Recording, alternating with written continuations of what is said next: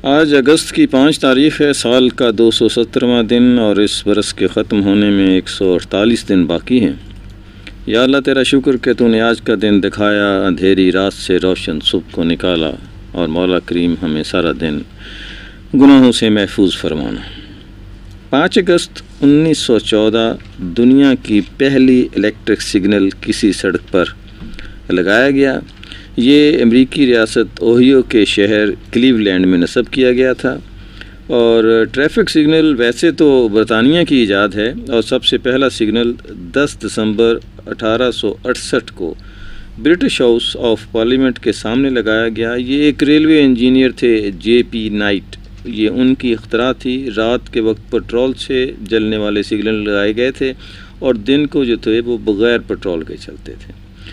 اس کے اندر جو لینٹرن بنائی گئی تھی اس میں پٹرول بھرا جاتا تھا، اور پھر اس میں آگے رنگ برنگی بتیاں لگائی گئی تھیں۔ لیکن ایک حادثہ ہوا، اور وہ حادثہ یہ تھا کہ کیونکہ اس کو آپریٹ کرنے کے لیے پولیس مین ہی کی ضرورت پڑتی تھی، اور ایک دفعہ اس جو پٹرول سے جلنے والا سگنل تھا اس میں دھماکہ ہو گیا، اور 2 پولیس مین جو ہیں وہ شدید زخمی ہو گئے، بلکہ بعض جگہ تو یہ لکھا ہوا ہے کہ وہ دونوں پولیس مین مر گئے۔ تو وہ اس سے پھر اس کو تبدیل کرنے کی ضرورت کو محسوس کیا گیا۔ موجودہ الیکٹرک سگنل کا نظام جو ہے وہ امریکیوں کی ایجاد ہے۔ امریکن ٹریفک سگنل کمپنی بنائی گئی تھی، جس نے پہلا سگنل 5 اگست 1914 کو نصب کیا۔ اوہیو کی اسٹیٹ اور شہر جو تھا وہ کلیولینڈ۔ 5 اگست 1962 کو ایک شخص کو جیل بھیج دیا گیا، اور وہ 1990 تک جیل میں رہا، یعنی کوئی 27 سال سے زیادہ۔ آئیے اس کی آواز سنتے ہیں۔ Friends, comrades, and fellow South Africans, I greet you all in the name of peace, democracy, and freedom for all. جی ہاں، نیلسن منڈیلا 18 جولائی 1918 کو پیدا ہوئے۔ وہ ساؤتھ افریقہ کے صدر رہے اور پہلے صدر تھے جو باقاعدہ الیکشن کے بعد منتخب ہوئے۔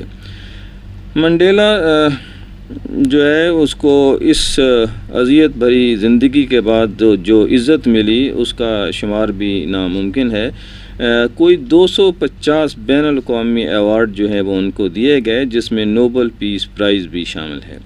نیلسن منڈیلا جو ہے وہ اپنی سیاسی سرگرمیوں کی وجہ سے گرفتار ہوئے تھے اور انڈر گراؤنڈ چلے گئے تھے۔ ان کے اریسٹ کے جو تھے وارنٹ وہ جاری کیے گئے تھے، تو وہاں کی جو حکومت ہے اسے نہیں مل رہے تھے، تو یہ خدمت جو ہے CIA نے سر انجام دی۔ تو CIA نے نیلسن منڈیلا کو ڈھونڈ کر وہاں کی حکومت کے حوالے کیا، اور ان کو اس طرح سے گرفتار کر کے ان کو بہت ہی ایک دور دراز آئی لینڈ تھا، روبن آئی لینڈ، تو اس روبن آئی لینڈ کے قلعے میں ان کو پابند کیا گیا، پابند سلاسل کیا گیا۔ 2 فروری 1990 کو آزاد کیا گیا۔ نیلسن منڈیلا جو ہیں انہوں نے اپنی جو ساری زندگی اپنے ملک کی آزادی کے لیے جو ہے اس کو صرف کیا، اور جو ساؤتھ افریقہ ہے وہاں اب اکثریت تو کالوں کی ہے، بلیک کی ہے، لیکن وہاں حکومت جو تھی وہ وائٹ کی تھی، اور وائٹ جو تھے وہ بلیک کے ساتھ اس طرح سلوک رکھتے تھے جس طرح سے عام دنیا میں جانوروں کے ساتھ بھی نہیں رکھا جاتا۔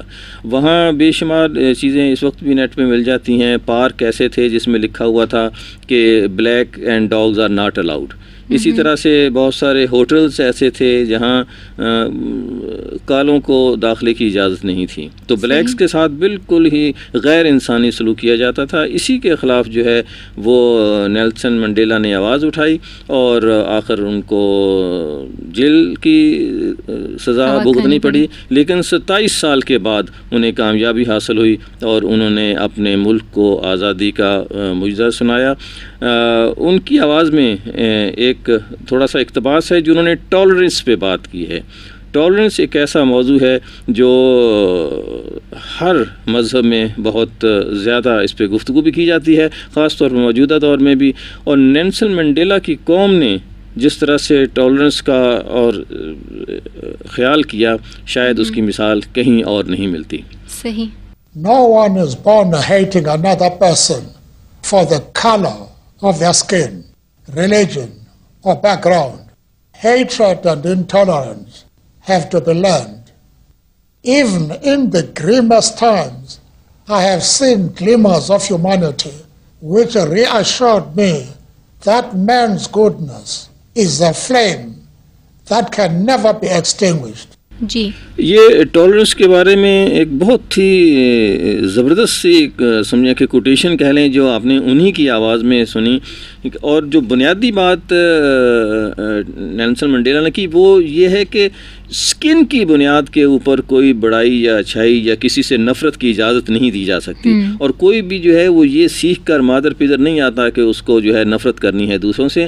ہم لوگ جو ہیں انہیں وہ سکھاتے ہیں. اور اس وقت مجھے جو ہے وہ خطبہ عرفات یاد آ رہا ہے جہاں حضور پاک صلی اللہ علیہ وآلہ وسلم نے 1400 سال پہلے کہا تھا کہ کسی کالے کو گورے پر اور کسی گورے کو کالے پر اور کسی عربی کو اجمی پر اور کسی اجمی کو عربی پر اس بنیاد پر فضیلت نہیں دی جا سکتی کہ وہ اس کا قبیلہ اچھا ہے اس کا، اور بلکہ اس کی جو بڑائی ہے وہ تقوی کی بنیاد پر ہوتی ہے.